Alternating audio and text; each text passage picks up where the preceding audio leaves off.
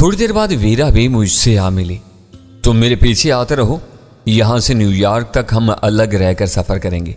चंद लम्हों में ये कहकर वीरा आगे चल दी। मैं उससे ये तक न पूछ सका कि हमारे सफर का जरिया क्या होना था। वीरा के तहक्कुब में उसी सफर के दौरान सूरज गरूब हो गया। फिजा में धुंधल का गहरा होते ही ट्रेन टन की सड़कें रोशनी से चकमगा उठी। ट्रेन टन में पुरआसाइश जिंदगी बसर करने की सारी सहूलतें नजर आ रही थी। रियासती सदर मकाम होने की वजह से वहां सफाई सुथराई का भी खसूसी एहतमाम था, मगर शहर के बासियों में सुस्ती और काहली का वही उनसर मौजूद था जो हम सुबह से देखते आ रहे थे। शहर के खासे बड़े हिस्से से गुजरने के बाद हम बस टर्मिनल में दाखिल हुए तो मैंने इत्मीनान का सांस लिया। मेरे लिए इस वक्त वही सफर सबसे मौजू था। मैं टिकट लेकर बस में खिड़की के साथ एक दोहरी नशिस्त पर काबिज हो गया। मेरा ख्याल था कि बस में सवार होकर वीरा मेरे साथ ही बैठेगी। वो बस में आई तो अजनबी की तरह मेरे करीब से गुजरकर मेरे पीछे वाली सीट पर जा बैठी। इस बस में भी मुसाफिरों की तादाद बस वाजबी सी थी। वो वहां से चली तो सवा घंटे के बाद न्यूयॉर्क पर ही रुकी। बस से उतरते ही वीरा मेरे साथ बोली, क्या यहाँ किसी एहतियात की जरूरत नहीं है? मैंने तंजिया लहजा में पूछा। यह न्यूयॉर्क ही का एक हिस्सा समझा जाता है। वीरा डटाई से बोली, हमारे सफर की दरमियानी कड़ी गायब है। कौन कह सकता है कि हमने अपना दिन प्रिस्टन में गुजारा होगा? जो कह सकता था उसे तुम कुएं में डाल आई हो, मैंने खुश लहजा में कहा। रात के अंधेरे में दरियाए हडसन पर रोशनियों से जगमगाते हुए जॉर्ज वाशिंगटन ब्रिज का मंजर बहुत मशहूर कौन था। दरिया के रेंगते हुए पानी में इन रंगारंग रोशनियों का बनता और बिगड़ता हुआ इनिकास इस कदर नजर फरेब था कि रुककर इसे देखने को दिल चाहता था। वो पुल अबूर करके हम एक मरतबा फिर मेन हिटन में पहुंच गए, जहां वहशतनाक इमारतों का एक खुदरू जंगल इंसानों को एहसास कमतरी में मुब्तला करने के लिए आसमान को छू रहा था। होटल में चाबी के साथ 2 पैगामात हमारे मुंतजिर थे। पहला पैगाम चार्ली की तरफ से था। इसमें हमें एक नंबर पर फोन करने के लिए कहा गया था। दूसरी कॉल जैनी की तरफ से थी। चार्ली वाला पैगाम ब्लैक डैड ही का हो सकता है। लिफ्ट में वीरा ने कहा, पता नहीं वो अब क्या चाहता है। उसने मुझे दबाने की कोशिश की तो उसे मायूसी का सामना करना होगा। मैं तुम्हें फिर वार्निंग दे रहा हूं कि इससे बिगाड़ मोद ना लेना। इसके एक इशारे पर हम दोनों सलाखों के पीछे हो सकते हैं। ये उसकी शराफत है कि उसने इनाम को भूलकर अपनी जुबान बंद रखी हुई है। फिर तुम ही उससे बात करो। उसका पैगाम भी यही है कि जो पहले लौटे वो उसे फोन कर ले। कह देना कि मैं अभी तक होटल से बाहर हूं। उसने मुंह बनाकर कहा। कमरे में पहुंचकर मैंने मामूल के मुताबिक CSD चेक की और फिर कागज पर लिखा हुआ नंबर मिलाने में मसरूफ हो गया। दूसरी घंटी बजने पर जब मैंने चार्ली से बात करने की ख्वाहिश जाहिर की तो एक मर्दाना आवाज ने मुझे दूसरा नंबर दे दिया। ब्लैक डैड से फोन पर राब्ते के लिए मैं एक बार वीरा की दीवानावार कोशिशों का नतीजा देख चुका था। हर नंबर से देर तक उसे एक नया नंबर दिया जाता, लेकिन वो कहीं भी मौजूद नहीं था। मैं नीम दिली के साथ दूसरे नंबर पर राब्ता किया। इस पर चार्ली का नाम लेते ही ब्लैक डैड लाइन पर आ गया। मैंने सुबह से पैगाम छोड़ा हुआ था। मालूम होता है कि तुमने आज सारा दिन बाहर ही गुजारा है। मेरी आवाज़ सुनकर ब्लैक डैड ने कहा। फिर पूछा, रोजी कहाँ है? वो इस वक्त कमरे में नहीं है, मैंने मोहतात अल्फाज में जवाब दिया। इस वक्त तुम लोग मेरे पास आ सकते हो? उसने गुर्रा कर सवाल किया। तुम हुक्म करो तो आधी रात को भी आ सकते हैं, मैंने जल्दी से कहा। तुमने सारा दिन बाहर गुजारा है, थके हारे वापस आए होगे, मुलाकात कर लोगे। यह बताओ कि आज न्यूयॉर्क में थे या कहीं बाहर गए हुए थे? सीधी सीधी बातें करते हुए उसने अचानक ही एक टेढ़ा सवाल कर डाला था। मैंने लम्हा भर के लिए सोचा उससे प्रिंसटन का जिक्र करके मुसीबत गले पड़ सकती थी। विल्सन की गुमशुदगी ज्यादा देर तक छुपने वाली बात नहीं थी। वो खबर सामने आते ही ब्लैक डैड तजस्सुस में मुब्तला हो जाता। मैंने उसे टालने के लिए कहा, आज रोजी मुझे मैनहट्टन की सैर करा रही थी। वो बेदर्दी से हंस पड़ा। तुम चार्ली को उल्लू का पट्टा समझती हो? मुझे झूठ से नफरत है। सच से बताओ कि तुम दोनों आज कहाँ गए थे? उसके लहजे में कोई ना कोई ऐसी बात थी कि उस बार मेरी छठी हिस्स बेदार हो गई और मैंने सच बोलने का फैसला कर लिया। हम प्रिंसटन गए हुए थे, मैंने आहिस्ता से कहा। गुड, इस बार तुम सच न बोलते तो मुझे तुमसे नफरत हो जाती। बस टर्मिनल से मेरे आदमी ही ने तुम दोनों को तुम्हारी मंजिल तक पहुंचाया था। तुम्हारे $10 मेरे पास आ चुके हैं। ब्लैक डैड की जुबान से वो इंकिशाफ सुनकर मेरी खोपड़ी सुन हो गई। मगर वो तो टैक्सी ड्राइवर था, वो तुम्हारा आदमी कहाँ से निकला है? चार्ली जिसके सर पर हाथ रख देता है उसकी पूरी हिफाजत करता है। रिसीवर में ब्लैक डैड की मुरब्बियाना आवाज उभरी। तुम्हारी तरह उसने भी तुमसे झूठ बोला था। वो तुम्हारे पीछे पेन प्लाजा से न्यूयॉर्क और फिर प्रिंसटन गया था। तुम्हारा वो घटिया इलाका देखकर वो लौट आया। हमारे प्रिंसटन के सफर का राज बरकरार नहीं रह सका था। ब्लैक डैड की दोस्ती हमारे सर पर मुसल्लत हो रही थी। मैं फिक्र व तशवीश में मुब्तला हो गया। तुम कहाँ खो गए? मेरी खामोशी पर वो दोबारा बोल पड़ा। मेरे इत्मीनान के लिए इतना ही काफ़ी था कि तुम जहाँ भी गए थे अपनी मर्जी से गए थे। अब मैं कल तुमसे बात करूँगा। दोबारा किसी लंबे सफ़र पर ना निकल जाना, मुझे कुछ ज़रूरी बातें करनी है। ब्लैक डैड ने अपनी बात मुकम्मल करके फ़ोन बंद कर दिया। इसकी आवाज़ मामूल के मुताबिक दुरुस्त और लहजा जारहाना था, मगर इस वक्त उसकी बातों में कुछ मिठास सी थी। वो पिछली रात वाले ब्लैक डैड से बिल्कुल ही मुख्तलिफ महसूस हुआ था। तुमने इसे प्रिंसटन के बारे में क्यों बताया? मेरे रिसीवर रख देने पर वीरा एकदम फट पड़ी। एक बार जो बात कह दी थी तुम्हें इस पर कायम रहना चाहिए था। इस तरह तुम उसे अपने ऊपर हावी कर लोगे। तुमने शायद गुस्से में मेरी बातें गौर से नहीं सुनी। मैंने बात काट कर उसे याद दिलाया।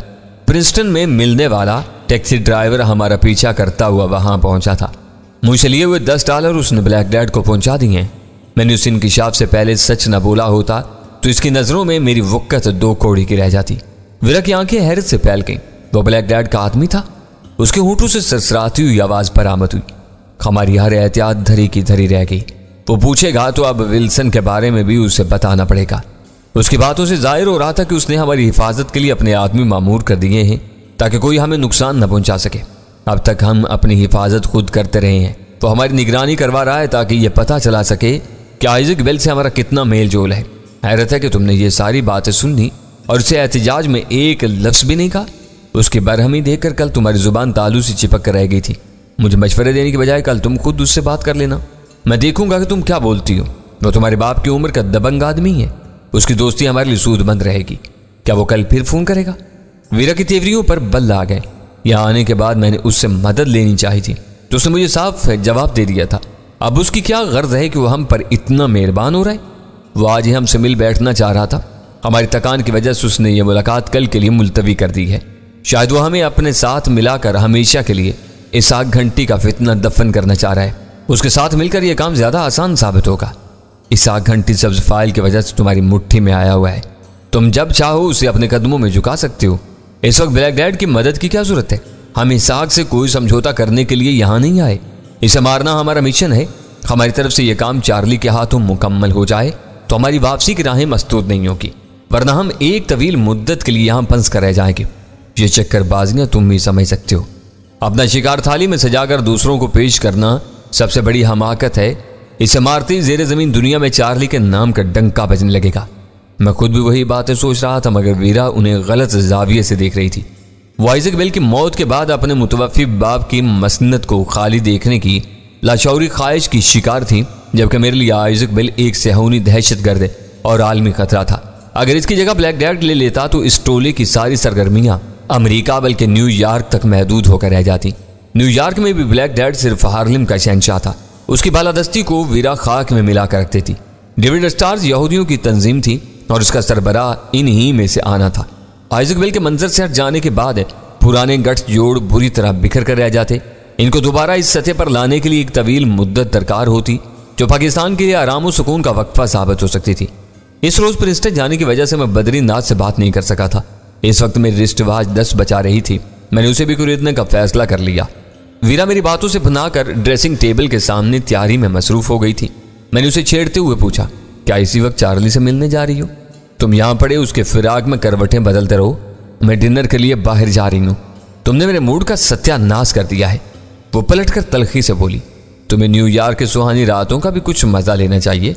यह ध्यान रखना कि चार्ली के आदमी हमारी हिफाजत कर रहे हैं और वापसी पर मेरे लिए भी कुछ लेती आना। 2 दफा मैंने बेखबरी में चोट खाई है। इस वक्त मैं देखूंगी कि कौन मेरा पीछा करता है। ऐसा जुल दूंगी कि पीछा करने वाले की तबीयत साफ हो जाएगी। वीरा जिद पकड़ चुकी थी और उसका मूड खराब था। इस वक्त उसको समझाना बिल्कुल बेसूद था। मैं पुरतशवीश नजरों से उसे देखता रहा। बाल संवार कर हल्के से मेकअप के बाद वो मेरे ऊपर इस्तज़ाइया नजरें डालती हुई बाहर निकल गई। मैंने उठकर दरवाजा अंदर से लॉक कर लिया। वीरा ने जाते हुए अंदरूनी कुफल का लीवर घुमाने की जहमत भी नहीं की थी। बिस्तर पर आलती पालती मारकर मैंने रिचमंड के जेफरसन होटल का नंबर मिलाकर ऑपरेटर से कमरा नंबर 20 मांगा तो वहां से फौरन ही जवाब मिल गया। आज तुमने देर कर दी। इस वक्त मैं तैयार बैठा हुआ किसी की आमद का इंतजार कर रहा हूँ। ये बताओ कि पुरजों की खेप का क्या बना? इस बारे में मेरी तशवीश बढ़ गई है। इस खेप के बारे में मैंने उसे अपनी पिछली कामयाबियों से पूरी तरह बाखबर नहीं रखा था। इस वक्त भी मैंने जवाब देने से गुरेज करते हुए पूछा, तुम्हारी तशवीश में इजाफे का सबब क्या है? क्या कोई नई खबर आई है? किसी बैनुल-अक़वामी एजेंसी का एक इंस्पेक्टर आज सुबह सरकारी काम से प्रिंसटन गया था। 7 बजे तक उसे लौट आना चाहिए था, मगर वो लापता है। फेयरफैक्स से एक टीम उसकी तलाश में इसी वक्त प्रिंसटन जा रही है। मैं उसी के साथ जाऊंगा। अगर इस इंस्पेक्टर का नाम विल्सन था तो वह अब कभी नहीं मिल सकेगा। मैंने सर्द और धीमी आवाज में कहा, तुम चाहो तो उसकी कैडी ट्रेन टन की किसी पार्किंग लॉट में ढूंढ सकते हो। तुम्हारी ये रात बिला वजह बर्बाद होने वाली है। Very good. वाशिंगटन की सारी फिक्रमंदी इंस्पेक्टर विल्सन के लिए ही है। मेरी छठी हिस्स कह रही थी कि तुम कुछ न कुछ कर गुजरोगे। अच्छा हुआ कि तुम्हारा फोन आ गया, अब मैं दिल खोल कर इनको गुमराह कर सकूंगा। ये कहानी तुमसे कल मालूम होगी। ये बताओ कि इसहाक के बारे में ताज़ा तरीन खबरें क्या हैं। वक्त की कमी की वजह से मैंने बराह रास्त सवाल कर डाला। फिजा तेजी से बिगड़ रही है। हार्लिम का किस्सा बाद में रूनुमा हुआ। हेडक्वार्टर्स वाले इससे किसी C-130 के बारे में नाराज हैं। वो पाकिस्तान से डैनी के किसी आदमी को अगवा करके लाए थे, मगर इसहाक ने व्हाइट हाउस में अपना असर सूख इस्तेमाल करके उसे कब्र से आज़ाद करा दिया। यहाँ सब उसके खिलाफ हैं और अब हार्लिम का कज़िया चल रहा है। मेरा हाथ भी उसकी शहरक के करीब है। तुमसे बचा तो वो मेरे हाथों मारा जाएगा। आसारो कराइन बता रही हैं कि उसका वक्त पूरा होने वाला है। मेरे दरवाजे पर कोई आ गया है, अब कल बात होगी। रिसीवर में बद्रीनाथ की सरगोशी उभरी और फोन यकायक बंद हो गया। चैनी से मुलाकात के बाद शुरू होने वाला कामयाबियों का सिलसिला इस वक्त तक जारी था। हर तरफ से अच्छी खबरें मिल रही थी। CSD की बदौलत अपने होटल से हर एक से खुली खुली बातें करने के बावजूद हम पूरी तरह महफूज थे। जरा सा फर्क ये पड़ा था कि ब्लैक डैड भी मैदान में कूद पड़ा था। उसे न सिर्फ सब कुछ मालूम था, बल्कि हम उसकी निगरानी ही में भी थे। ये इत्मीनान की बात थी कि उसका रवैया दोस्ताना था। जैनी से मेरा जहन आइजक बेल की तरफ भटक गया। CIA के हेडक्वार्टर्स में उसके खिलाफ जो खिचड़ी पक रही थी वो इसे बेखबर नहीं हो सकता था।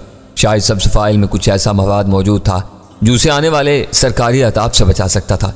इसी वजह से उसको अचानक वो फाइल याद आई थी और अब वो इसके लिए हर कीमत अदा करने पर आमादा था। मैं एक मरतबा फिर सब्ज फाइल पर नजर डालने की इस्तरारी ख्वाहिश पर काबू नहीं पा सका और अपने ब्रीफ केस से फाइल निकाल कर बैठ गया।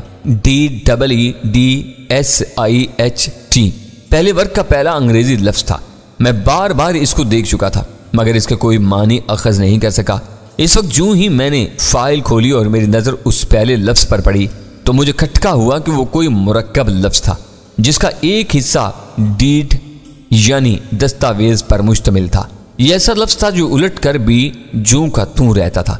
मैंने बकिया 4 हरूफ को भी उलट दिया और मेरे वजूद में सनसनी सी दौड़ गई। मुझे महसूस हुआ कि मैंने इस खुफिया तहरीर की कलीद दरियाफ्त कर ली है। दिस डीड इस तहरीर के पहले 2 अल्फाज थे जिन्हें मिलाकर इस तहरीर में उल्टी तरतीब के साथ लिखकर यकसर नाकाबिल फहम बना दिया गया था। इस कुलिये के तहत तहरीर के कई अल्फाज फौरन मेरी समझ में आ गए और मैंने किसी ताखीर के बगैर ब्रीफकेस में से कलम और कागज निकाल लिया। कुलिया मालूम हो चुका था। मैंने इसके मुताबिक तहरीर को सीधे हरूफ में असल तरतीब के मुताबिक लिखना शुरू कर दिया। पहला पैराग्राफ मुकम्मल होने से पहले मेरे दिलो दिमाग में दहशत की एक लहर सरायत करने लगी थी। वो एक वक्त तलब और सब्र आजमा काम था। बाज तवील और गैर मुरव्वज अल्फाज को अलग करना मेरे लिए दुश्वार साबित हो रहा था। इस बारे में इबारत का सयाको सबाक मेरी भरपूर मदद कर रहा था। मैं पूरे इनेमाग से इस काम में लगा रहा। मैं आखिरी सफ़ा ख़त्म करके फारिग हुआ तो रात का 1 बज चुका था, मगर मुझे खुशी थी कि इस मेहनत के नतीजे में मैंने आइजक बेल की मुकम्मल बर्बादी का मवाद हासिल कर लिया था, जिसमें मेरे बहुत से तिश्ना सवालों के जवाबात भी शामिल थे। मैंने अपने लिखे हुए औराक उलट कर ब्रीफ केस में रखे और इन पर सब्ज फाइल रखकर ब्रीफ केस को बंद कर दिया। मेरा ज़हन हल्का होकर बसीत खलाओं में परवाज कर रहा था। ये बात मेरे वहमो गुमान में भी नहीं आ सकती थी कि अमेरिका का ऐवान सदारत मुजरमों के साथ किसी तहरीरी मुआहदे का एक फरीक बन सकता है। जैनी की दी हुई सब्ज फाइल ने मेरी इस खुशगुमानी को चंद ही घंटों में बर्बाद करके रख दिया था। वो मुआहदा पाकिस्तान, ईरान और अफगानिस्तान जैसे तशद्दुद परवर और दहशतगर्द ममालिक के मफादात की आलमी सतह पर खुफिया तबाही के लिए अमेरिका के सदर की जानिब से उसकी पर्सनल सेक्रेटरी ने CIA के सरबराह और रिंग्स इनकॉर्पोरेटेड के सरबराह आइजक बेल और डेविड स्टार के साबका सरबराह रास अल्मेडा के साथ किया था। और इस मुआहदे के इख्तिताम पर इन ही चारों के दस्तखत सब थे। इन मज़मूम मकासद के हसूल के लिए इस दस्तावेज में तरजीहात के तयन के साथ बाज़ बेईमाना तरीके भी तजवीज़ किए गए थे, जिन पर हर फरीक अपनी सहूलत के मुताबिक अमल करने के लिए आज़ाद था और अमेरिका में हर किस्म की बाज़पुर से भी आज़ाद था। दस्तावेज में डेविड स्टार्स की सालाना ग्रांट और रिंग्स के मुआवजे का जिक्र था, मगर रकम का तयन बाहिमी मशवरों से किया जाना था। इसे ज़ब्ते तहरीर में नहीं लाया गया था। मुआहदे में दी गई बेमुहार आज़ादियाँ अमेरिका के आइन के मुनाफी थी। इसलिए आइजक बेल और रास अल्मेडा को असल दस्तखतों के साथ मुआहदे की एक एक नकल दी गई थी, जिसकी मौजूदगी में अमेरिका का कोई वफाकी या रियासती इदारा व्हाइट हाउस की पेशगी मंजूरी के बगैर इन दोनों पर हाथ नहीं डाल सकता था। जनरल एडमिनिस्ट्रेशन प्रोसीजर या गैप नामी इस मुआहदे को दिखाए जाने के बावजूद इन दोनों के खिलाफ कार्रवाई करने वाला हर अमेरिकी अफसर सख्त सजा और जुर्माने का सजावार ठहराया गया था। यूं इन दोनों को अमेरिका बल्कि दुनिया भर में मनमानी कार्रवाइयां करने की खुली छूट दी गई थी, जिसे सिर्फ मुआहदे वापस लेकर ही मुअत्तल किया जा सकता था। रास अल्मेडा की मौत के बाद रिंग्स के साथ डेविड अस्टार्स की सरबराही भी आइजक बेल के कब्जे में आ गई थी। यूं इसे मुआहदे की रूह से दोहरी ताकत मिल गई थी। C-130 के मुआहदे में CIA के बड़ों की मर्जी के खिलाफ अपना फैसला मुसल्लत करके आइजक बेल ने जिस अनाद की दाग बेल डाली थी, इसका तोड़ सिर्फ सब्ज फाइल ही कर सकती थी। इसकी गैर मौजूदगी में अमेरिका के किसी भी आईनी इदारे के एहलकार ज़ाब्तों की तकमील के बाद इसे जिंदा में डाल सकते थे। यह आइजक बेल की सबसे बड़ी मजबूरी थी कि अपनी जिंदगी और आज़ादी को बचाने के लिए वो सब्ज फाइल की हर कीमत अदा करने के लिए तैयार था। जैनी ने आइजक बेल की वो खुफिया फाइल मेरे हवाले करके इतना बड़ा काम किया था कि इसका एहसान उतारना नामुमकिन था। वो ऐसी लाउबाली और आज़ाद मंच लड़की थी कि उसने मुझे डैनी साबित करने के लिए अपने घर की खलवत में मदहोश सपुर्दगी की आड़ में मेरी हर वो हरकत नोट की थी, जिसकी तस्दीक वीरा की सुनाई हुई राजदाराना कहानियों से होती थी। किसी की असलियत का सुराग लगाने का वो अनोखा तरीका जैनी जैसी कोई लड़की ही सोच सकती थी। वक्त काफ़ी गुजर चुका था, मुझे भूख सताने लगी थी। वीरा कमरे से निकली थी और पता नहीं शहर में कहाँ मारी मारी फिर रही थी। मैं रिसीवर उठाकर जैनी का नंबर घुमा डाला। पहली घंटी बजते ही उसकी शीरीं आवाज़ मेरे कान में आई तो मैं हैरान रह गया। हाँ, तुम रात के 1:30 बजे भी जाग रही हो? तो क्या हुआ? उसकी ठलाई हुई आवाज़ आई। क्या तुम सो रहे हो? जाग रहा हूँ, मगर मैं बहुत ज़रूरी काम कर रहा था, अभी भी फारिग हुआ हूँ। मेरे सो जाने की तवक्का कर रहे थे तो इस वक्त फ़ोन क्यों किया है? मैं लाजवाब हो गया। बस ऐसे ही तुम्हारा ख्याल आ गया था। मैंने कहा, रोज़ी की आड़ लेकर मैंने तुम्हारे लिए ही पैगाम छोड़ा था। मुझे यकीन था कि मौका निकाल कर तुम मुझे ज़रूर फ़ोन करोगे। मैं इसी इंतज़ार में जाग रही थी। तुम्हारे पैगाम का जवाब रोज़ी देगी, ये कॉल मैंने अपनी मर्जी से की है। रोज़ी मदहोश होकर गहरी नींद सो गई है या तुम्हें जलाने के लिए कहीं बाहर गई हुई है? उसने बेबाकी से सवाल किया। तुम समझती हो कि मैं उसके सामने तुमको फ़ोन करने से डरता हूँ? रिसीवर में उसकी हल्की सी मुतरन्नम हंसी गूंजी। मेरे समझने ना समझने से हकीकत नहीं बदल सकती। वो जिस पर कब्जा करती है उस पर किसी और लड़की का साया भी नहीं पड़ने देती। मुझे मालूम है कि उसने नहायत मजबूरी और बेबसी के आलम में तुम्हें मेरे घर भेजा होगा। वो इतनी तंग दिल नहीं है। मैंने बिला वजह झूठ बोला। तुम सहेली होकर उसे आज तक समझने में कामयाब नहीं हो सकी। वो फराग दिल है तो इसी वक्त आकर दिखाओ। जनी ने झट चैलेंज कर दिया। इस इलाके में उल्लू बोल रहे होंगे। सारी सवारियां ब्रॉडवे और टाइम्स स्क्वायर में सिमटी हुई होंगी। मैं सुबह तक सवारी के इंतजार में नहीं सो सकता। तुम होटल से निकलो, मैं 15 मिनट में खुद तुम्हें लेने आ जाती हूँ। तो उसके पास मेरे हर बहाने का जवाब मौजूद था। मैं चंद सानियों के लिए सोच में पड़ गया। वीरा मुझे चिढ़ाने के लिए इस वक्त तक होटल से गायब थी तो मुझे भी निकल भागने का पूरा हक हासिल था। क्वींस के इलाके से दौड़ लगाकर वो मेरे लिए होटल आने पर आमादा थी। ये ऐसी दावत नहीं थी जिसे आसानी से ठुकरा दिया जाता। मैंने जैनी की तजवीज़ पर आमादगी जाहिर करने का इरादा किया ही था कि अचानक दरवाजे पर दस्तक हुई और मैं ज़ेर लब बुड़बुड़ा कर रह गया। नहीं जैनी, इस वक्त देर हो गई है, फिर किसी वक्त मिल बैठने का प्रोग्राम बनाएंगे। मैंने सरगोशियाना आवाज़ में ये कहकर फ़ोन बंद कर दिया। मुझे डर था कि वीरा को मेरी और जैनी की गुफ्तगू की भनक भी मिल गई तो अंदर आकर हंगामा खड़ा कर देगी। मैंने दरवाज़ा खोला तो वीरा अंदर आ गई। उसकी आंखों में खुमार के गहरे डोरे तैर रहे थे और सांसों से अल्कोहल के तेज भपके उठ रहे थे। उसने हाथ में थामा हुआ पैकेट मेरे हवाले किया, पर्स सोफे पर उतारा और जूतों समेत बिस्तर पर ढेर होगी। अचानक फ़ोन की घंटी बजी और मेरा दिल तेजी से धड़कने लगा। मेरी तरफ से अचानक गुफ्तगू खत्म कर दिए जाने के नतीजे में वो जैनी की कॉल ही हो सकती थी। मेरे पहुंचने से पहले ही वीरा ने रिसीवर उठा लिया। मैं अनजान बनकर राइटिंग टेबल पर वीरा का लाया हुआ पिज्ज़ा खोलने में मसरूफ हो गया। मेरे कान वीरा के मुकालमों पर लगे हुए थे। वीरा कहका लगाकर फ़ोन पर जवाब दे रही थी। हाँ जैनी डार्लिंग, मैं मज़े में हूँ और बस अभी अभी कमरे में दाखिल हुई हूँ। तुम्हारा पैगाम देखती तो ज़रूर तुमको फ़ोन करती। वो जवाब सुनकर मुझे इत्मीनान हुआ कि जैनी ने मेरी कॉल का हवाला दिए बगैर वीरा से नए सिरे से बात शुरू की थी। वीरा तरंग में थी। देर तक हंस हंस कर फ़ोन पर बातें करती रही। मैंने अपना इत्मीनान हो जाने के बाद उन दोनों की गुफ्तगू से ध्यान हटा लिया। सख्त भूख के आलम में वीरा का लाया हुआ गर्म गर्म पिज्ज़ा बहुत लजीज मालूम हो रहा था। नशे की झोंक में होने के बावजूद उसे ये याद रहा था कि मैं कमरे में भूखा बैठा हुआ था। अगर वो खाली हाथ वापस आकर कोई उज़्र पेश कर देती तो मैं इसका कुछ भी नहीं बिगाड़ सकता था। जैनी से काफी देर तक बातें करने के बाद वीरा का खुमार कदरे हल्का हुआ तो फोन बंद करके उसने बिस्तर छोड़ दिया और मखमूर निगाहों से मेरी तरफ देखकर मुस्कुराने लगी। शहर की तफरीकाहों में कौन तुम्हारा साथ दे रहा था? मैंने चुपते हुए लहजा में पूछा। मुझे मालूम था कि तुम यही सवाल जरूर पूछोगे। मैंने किसी को घास नहीं डाली ताकि कसम खाकर तुमको यकीन दिला सकूं कि शहर में अकेली घूम रही थी, वो एक तलखनसी के साथ बोली। मैंने तो उस शख्स को भी अपने साथ नहीं रहने दिया जो होटल से मेरा पीछा कर रहा था। डाउनटाउन के इलाके में टैक्सी छोड़कर मैंने उसे जुल दिया और सबवे से मिड टाउन लौट आई।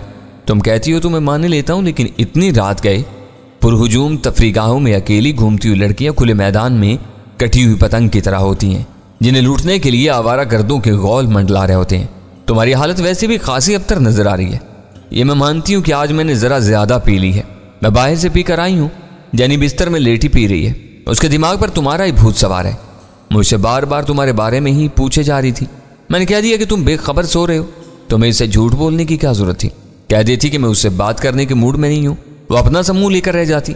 मैंने कदरे नाराजगी से कहा, वो तुम्हारी नहीं मेरी दोस्त है। मुझसे तुमसे ज्यादा जानती हूँ। वो तुमसे बात करने पर अड़ जाती तो मैं उससे इनकार नहीं कर सकती थी। तुम्हारी आवाज सुनकर वो बहकना शुरू कर देती। वो बाथरूम की तरफ जाते जाते मुड़ी और चौंक कर बोली, तुमने अव्वल खान को फोन किया था? क्यों? उसकी क्या जरूरत थी? मैंने उसे घूर कर पूछा। वो फिजा में 3 उंगलियां उठाकर बोली, उसके 3 असबाब हो सकते थे।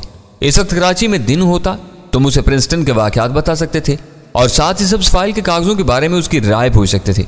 हो सकता है कि उसने वह तहरीर डिकोड करा ली हो। तीसरी वजह बिल्कुल अहमकाना है, यहां से भेजा हुआ लिफाफा अभी रास्ते ही में होगा। फिर यह तुम्हारी गलती है, वो बाथरूम के दरवाजे पर रुक गई। ऐसे अहम कागज उसे फैक्स के जरिए भेजने चाहिए थे। हम कब तक यहां पड़े रहेंगे? इस वक्त तुमने कमरा छोड़कर मेरे ऊपर बहुत बड़ा एहसान किया है। वो जिक्र आ जाने पर मैं उसे अपनी बेअंदाजा खुशी में शरीक किए बगैर नहीं रह सका। मैंने वो 5 कागज पढ़ लिए। कपड़े तब्दील कर लो, इनका मतन पढ़कर तुम हैरान रह जाओगी। वीरा ने अपने दाहिने हाथ की उंगलियां चूम कर बोसा मेरी तरफ उछाला और जिंदाबाद कहकर बाथरूम में घुस गई।